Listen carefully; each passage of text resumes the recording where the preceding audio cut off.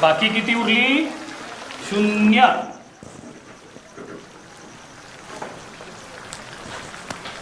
आता मला कोण सांगेल 8 ही संख्या कशी आली? तू सांग. कारण 64 या संख्येला 8 भाग गेला. अगदी बरोबर दीपाली. 64 ला 8 काय करायचं? काय करायचं? ए माकडा, काय करायचं? भागायचं. भागायचं. मग मोठ्यानं सांग की. दीपाली तू खाली बस.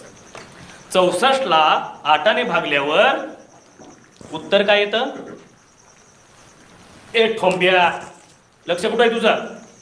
उत्तर येतं 8.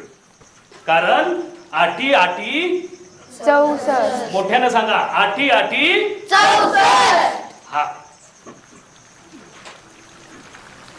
बरं, डोंगरावल्या आणि लांबगावच्या विद्यार्थ्यांनी गेलं तरी चालेल. उद्या येताना भागाकाराची 10 उदाहरणं सोडवून आणायची. काय हे तू पहिला जा, नाहीतरी तुझा थांबून काय उपयोग आहे? आणि बाकीच्या विद्यार्थ्यांनी फळ्यावर जे उदाहरण सोडवलंय ते वहीत लिहून घ्यायचं.